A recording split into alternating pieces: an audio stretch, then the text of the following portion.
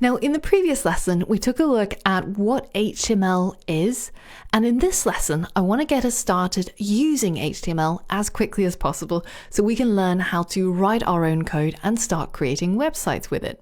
Now, in this lesson, we're going to be learning about one of the most important elements, the heading element. And this is what a heading element looks like. It starts off with what's called an opening tag here, and it ends with what's called a closing tag. Now, if you look closely, the opening and the closing tag actually have one thing that's different, and it's this / right here. And that is what makes this a closing tag. And what goes in between these two tags is the content of that particular HTML element. So in this case, what we're saying we want to do is we want to create a H1 heading, and what the heading is going to contain is these words, hello world. Now, very often when you hear me talking about HTML, you'll hear me refer to tags and elements, and you'll see this on the internet and everywhere else as well. So what exactly is the difference? Well, the tag refers to these bits. These are tags. Anything that's inside an angle bracket, we call these angle brackets, is a tag. And they have different names. So as I mentioned, this one is the opening tag. And this one at the end is, of course, called the closing tag. Now, these are the tags. So what's an element? Well, the entire thing here, this is an element. That includes the content as well as any opening or closing tags. This is the HTML element, and these parts are the tags. So hopefully that'll make things a little bit clearer the next time you hear about tags and elements. What is the purpose of these heading elements? Well, the idea comes from bookbinding. If you create a book and you create a table of contents like this one, you'll see that there's a sort of hierarchy, right? You've got the top level headings here. This would probably be a level 1 heading. And these would be a level 2 heading because they refer to something that's more or less related to this approval section. And you can see inside section 8 here, there's even another subsection, 8.1, which goes into more detail about some aspect of 8. This, in our case, might be an H3 heading. These levels are what we get to define using our HTML headings. This is what the code would look like for all 6 levels of headings. And remember that there is no heading 7. There is no such thing as an H7. That does not exist. Once you've gone to heading 6, that's pretty much the end as defined by the HTML people. And anything that's lower in importance, you would start using a different type of tag, which we'll go into a little bit later on. But for everything from 1 through to 6, the structure is pretty much the same. You've got an open tag, which is H1 or H6, and you've got a closing tag that has the corresponding number. Now, if you create a tag like this with an H1 and then you end with a different one, like an H6, then that's not going to work either. Just remember that when you're writing your own code. Now, what does this look like? If we were to run this code, this is what we would get. We would get different heading levels, and by default, they would be styled to have different sizes. So heading 1 being the biggest and heading 6 being the smallest. We can, of course, further style this later on, but as soon as we type these headings, it just gives us an indication of our levels to make sure that we've written all our code as intended. And this essentially follows that structure we saw earlier on with the table of contents. The level 1 headings are the biggest and the level 6 headings are the smallest. So now that we've seen a little bit about how all of this works, let's try an exercise where we create our own heading elements. To download the starting files, you have to go over to the course resources for this lesson and click on the 2.1 heading element file in order to download it. Now, if you don't know where that is, then you might have missed where at the very beginning of the course, there's a lesson called How to Download the Course Resources. And in there, I show you exactly how to download each of the course resources for every single lesson. So if you missed that, be sure to head over there to take a look and see how you can do this. Now, once you've downloaded this file, it's really important that you extract it, or what we call unzipping. Now, the first thing I want you to do is to create a folder for all of your web development projects. And you can create that folder anywhere you like, on your desktop, in your C drive, in your username section, wherever you want, but just call it web development projects like this. Now, once you've created that folder, then I want you to go ahead and open up the zip file that you just downloaded by double clicking on it. And once you've opened up that zip file, I want you to drag it into your web development projects folder like this. And then you'll be able to access them right here. Now, the next step is we're going to open it up in VS Code.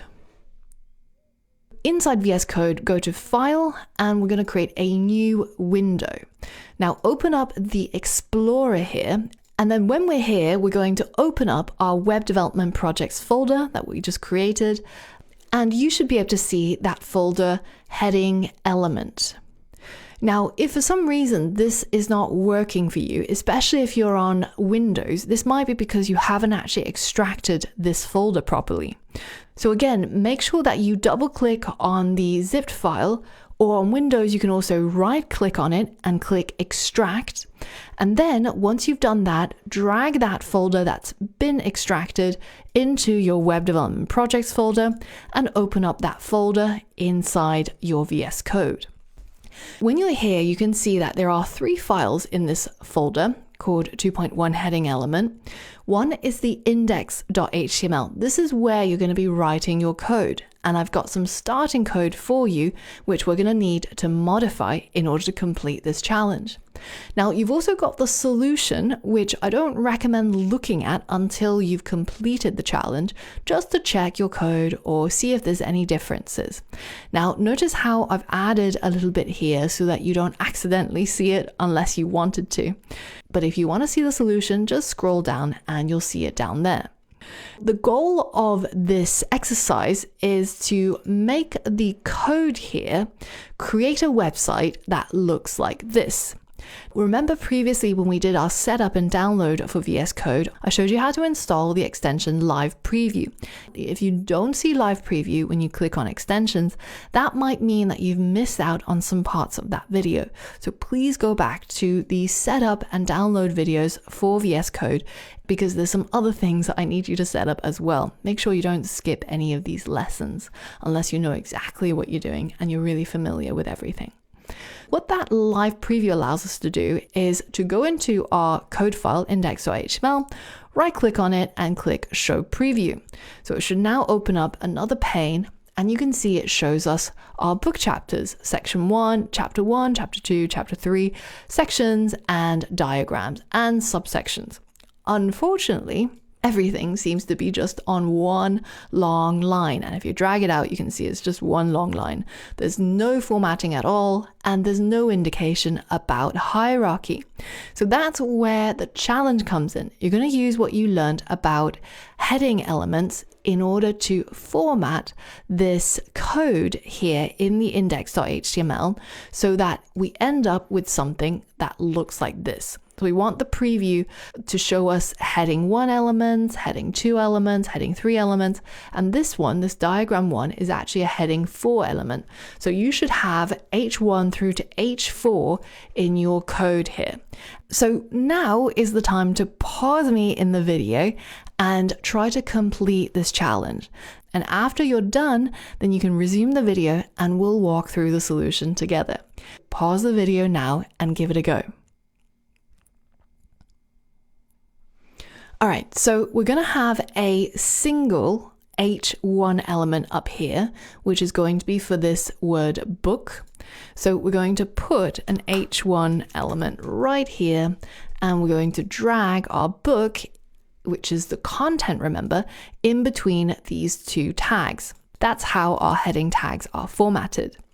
Now, the next one are these chapter 1, chapter 2, chapter 3 sections, and they're all going to be the next level of hierarchy, which is an H2. So let's do that for all three of them.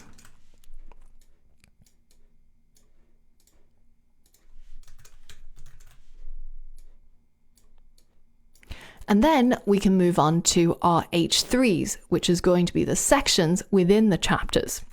And now I'm just going to fast forward through the rest of the code so that you don't get bored. And then finally, this diagram, which belongs inside section 1 in chapter 2, is going to be the final and the lowest level of hierarchy, which is an H4. And once we've completed all of this code, you can check yourself against the solution code, and you should see it's pretty much the same.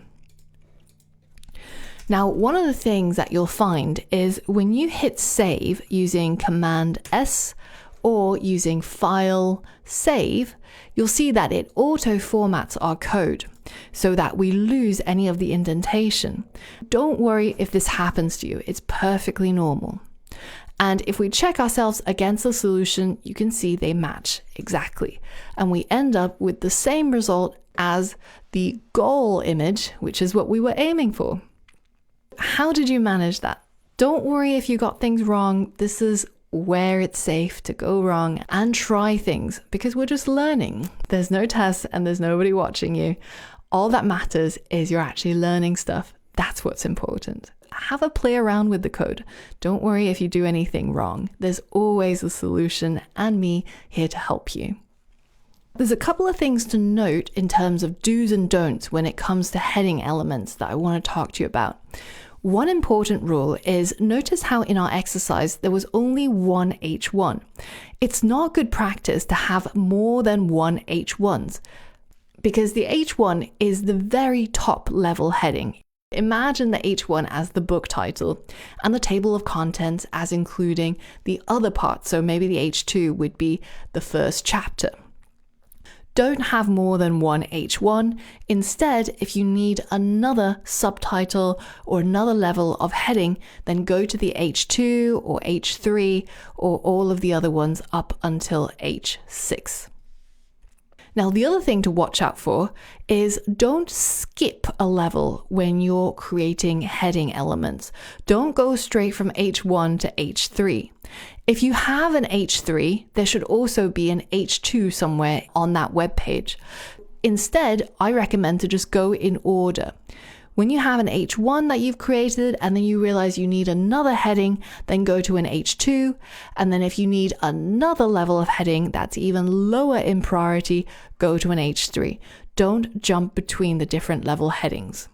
These are not things that will break your code. Your website will still look fine, even if you break all of these rules, but they're just rules for convention. And because we're going to be professionals, we're going to start off on the right foot and learn all the rules that we need to know.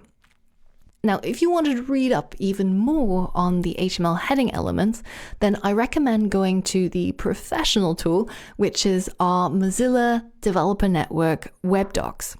And they have documentation for all of the HTML elements that exist. And when you read up on each of these pages, they tell you more details about things that you need to know. And they show you some interactive examples of how it all works. Now, I don't recommend reading through all of these for all of the HTML elements, but I do recommend that if you're going to use a new element that you haven't seen before and you don't know how it works, you haven't had a lecture on it, then I recommend just taking a quick look at the docs and seeing some examples about how they're used in a similar way that I've shown you in the lectures.